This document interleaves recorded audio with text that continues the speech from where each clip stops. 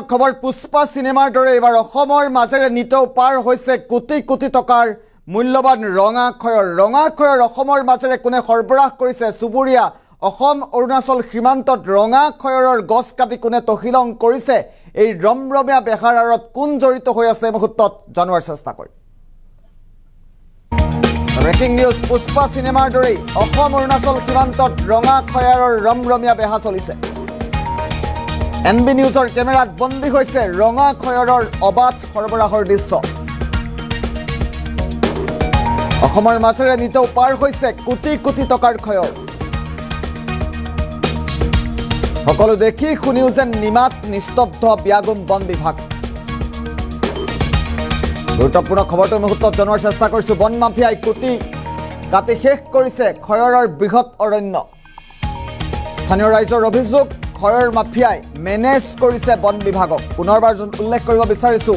পুষ্পা সিনেমাৰ দৰে অসম অৰুণাচল সীমান্তত ৰঙাখয়ৰৰ ৰমৰমীয়া বেহা চলিছে NB নিউজৰ কেমেৰাত বন্দী হৈছে ৰঙাখয়ৰৰ অবাধ সৰবৰাহৰ দৃশ্য আৰু অসমৰ মাজেৰে নিতৌ পাৰ হৈছে কোটি কোটি টকাৰ ৰঙাখয়ৰ বহু মূল্যবান এই খয়ৰ অসমৰ মাজেৰে নিতৌ পাৰ হৈছে এই ৰঙাখয়ৰ সকলো দেখি শুনিও যেন নিমাত নিস্তব্ধ হৈ পৰিছে ব্যাগুম বন বিভাগ বন মাফিয়াই কাটি শেষ কৰিছে খয়ৰৰ বৃহৎ অৰণ্য দৃশ্যাংশ আহি পৰিছে মুহূৰ্তত কিদৰে কাটি তহিলং কৰা হৈছে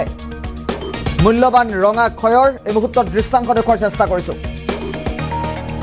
আৰু এইদৰে বৃহৎ বৃহৎ অৰণ্য কাটি শেষ কৰিছে বনদস্যুৱে আমি দ্বিতীয়টো দৃশ্যাংশ মুহূৰ্তত দেখুৱাৰ চেষ্টা কৰিম প্ৰথমটো দৃশ্যাংশ মুহূৰ্তত দেখুৱাইছো এইখন খয়ৰৰ অৰণ্য আৰু এইদৰে বৰ্তমান মুহূৰ্তত কাটি শেষ কৰিছে অৰণ্যসমূহ তৃতীয়টো দৃশ্যাংশ দেখুৱাৰ চেষ্টা কৰিম বৰ্তমান মুহূৰ্তত কেনেধৰণৰ পৰিৱেশে বিৰাজ কৰিছে এয়া কাটি তহিলং কৰা হৈছে বহু মূল্যবান ৰঙাখয়ৰ আৰু এইদৰে চিনেমাৰ কাইদাৰী বহু মূল্যবান এই ৰঙাখয়ৰ কাটি তহিলং কৰিছে বনদস্যুৱে আৰু সকলো দেখি শুনিও যেন নিমাত নিস্তব্ধ এতিয়া ব্যাগুম বন বিভাগ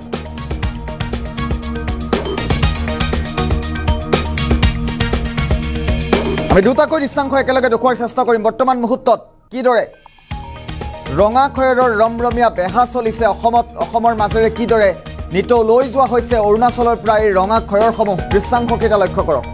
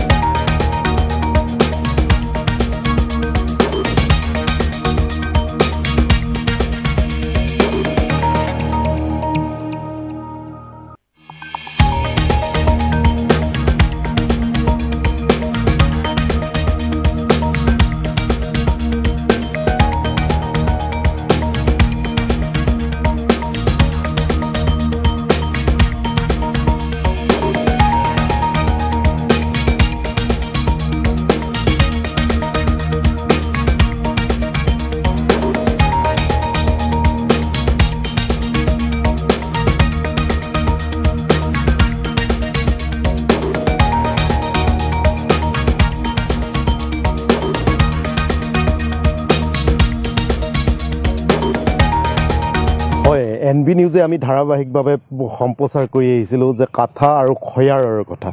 খয়াৰৰ গছসমূহ আমি NB নিউজৰ দৰ্শকসকলক দেখাব বিচাৰিছোঁ আৰু অসম চৰকাৰ ভাৰত চৰকাৰ অৰুণাচল চৰকাৰক আমি দেখাব বিচাৰিছোঁ